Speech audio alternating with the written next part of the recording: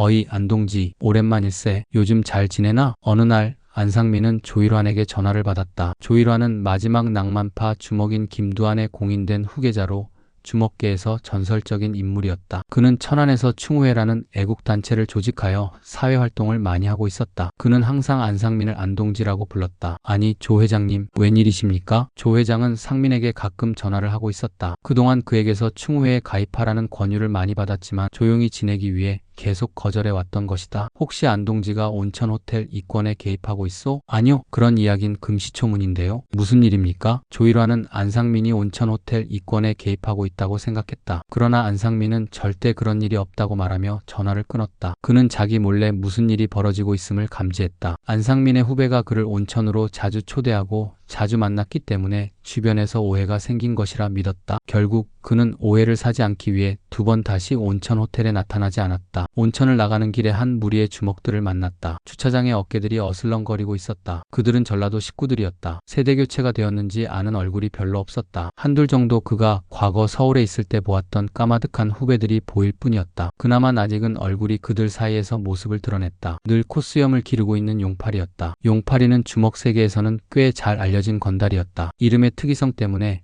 그의 이름을 딴 캐릭터가 방화에 곧잘 등장하곤 했다. 본명은 김용남이고 현대사의 대표적인 정치 주먹이었다. 주먹 세계에 발을 들여놓기 전에는 경량급 역도 선수로 활약했고 한때 국가대표가 될 뻔했으나 같은 체급에서 아시아 3관왕이었던 원신이의 그늘에 가려 2인자 노릇만 하다가 70년대 중반에 주먹계로 나섰다. 역도로 단련된 체력을 바탕으로 암흑가에서 빠른 시일 내에 성장한 그는 전주 용파리파를 이끄는 두목이 되었다. 용파리가 유명해진 것은 1987년에 있었던 통일민주당 창당 방해 사건을 주도하면서부터였다. 당시 용파리는 6군데 지구당 사무실을 부수고 18개의 지구당 창당을 방해했다가 1년 반가량 도피 생활을 하다가 체포되어 2년 6개월형을 받고 감옥 생활을 하기도 했다. 용팔이 형님, 여긴 웬일이십니까? 안상민이 웃으며 인사를 건넸다. 아마 이곳에 이권 때문에 온 것 같았다. 그런데 자넨 웬일인가? 용팔이는 상민이 껄끄러운 듯 퉁명스럽게 말했다. 저야 목욕하고 가는 길입니다. 그런가? 안상민은 용팔이를 바라보며 말했다. 주변에 어깨들이 둘러싸고 있었지만 상민은 두렵지 않았다. 그리고 그들도 말로만 듣던 안토니파 안상민을 보자 주눅이 든 듯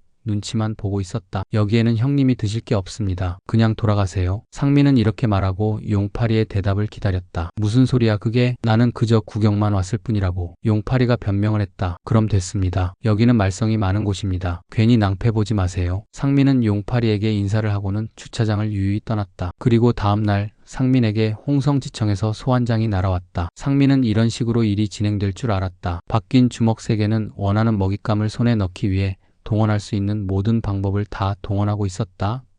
상민은 그러한 치사한 짓이 싫어서라도 주먹계를 떠나길 잘했다고 생각했다. 지청에 출두한 상민은 이권 개입에 대해 집중적으로 추궁을 받았다. 하지만 상민에게서는 나올 것이 없었다. 결국 상민은 무혐의로 풀려날 수밖에 없었다.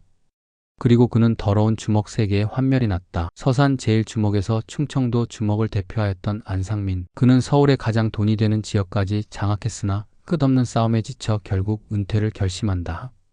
그리고 안상민의 은퇴식이 있는 날이었다. 굳이 주먹 세계를 떠난 마당에 새삼스럽게 은퇴식을 할 게 뭐 있냐는 반응도 있었지만 그는 그렇지 않다고 생각했다. 그는 청송교도소를 출감하면서 스스로 주먹계를 떠났지만 아무도 그렇게 받아주지 않았다. 그래서 그는 불필요한 일에 말려들고 또한 남의 일에 얽혀서 이상한 오해를 받는 등 개인적으로 많은 피해를 보았다. 상민은 어떤 공식적인 절차를 통해 자신이 완전히 어둠의 세계를 떠났음을 알리는 것이 필요하다고 생각했고 이 은퇴식을 계획했던 것이다. 그것은 이제 제발 자신을 이권이나 다른 곳에 끌어들이지 말라는 당부의 의미도 있었다. 우선 이 자리에 참석해준 내 아우들 그리고 그 아우의 아우들에게 감사의 말을 전한다. 그곳에는 그와 평소 친분이 있었던 다른 조직의 건달들도 초청되었다. 그리고 그에게 호시탐탐 민원을 넣으려는 사람이나 그를 자꾸 이권에 끌어들이려는 사람들도 초대되었다. 공식적으로 그들과 관계를 끊기 위한 조치였다. 상민은 오랫동안 가슴속에 담아왔던 말을 꺼냈다. 진정한 건달은 의리가 있고 인정이 있고 사랑이 무엇인지 안다. 이것이 진정한 건달이고 사나이다. 하지만 지금의 폭력 조직은 누가 만들었고 어떻게 만들어졌는지 모르지만 모두 다 없어져야 한다.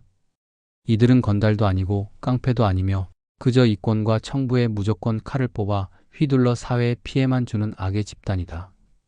분명히 경고하지만 폭력 조직은 건달 흉내를 내려고 해서는 안 된다. 정의감이 있고 또한 불의를 보면 그냥 지나칠 수 없는 의협심이 강한 사람이 건달이다. 좁은 우리 한반도의 땅에, 그것도 남북으로 갈라져 있는 손바닥만 한 이 땅에 무슨 놈의 폭력 조직이 600개가 넘느냐 말이다. 이런 폭력 조직은 다 없어져야 한다. 내가 만약 천하통일을 했더라면 이렇게 많은 폭력 조직은 만들어 놓지 않았을 것이다. 그게 나의 한이라면 한이다. 하지만 미련은 없다. 나는 이미 주먹 세계를 떠났고 지금 그것을 확인하고 있기 때문이다. 나는 가정으로 돌아갔고 진정한 사나이의 길이 무엇인지 알았다. 너희들도 정신 차리고 가정으로 돌아가기 바란다. 그리고 불법적인 일에 손대지 말고 합법적인 일을 해라.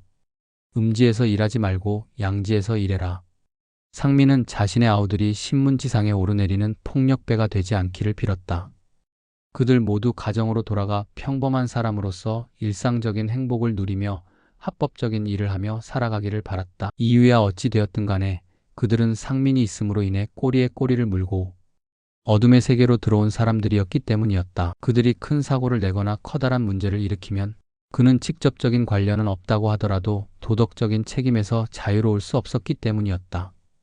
상민은 그들에게 말하면서 진정으로 빌고 또 빌었다. 나도 그들도 모두 이 신물나는 주먹 세계에서 떠날 수 있기를.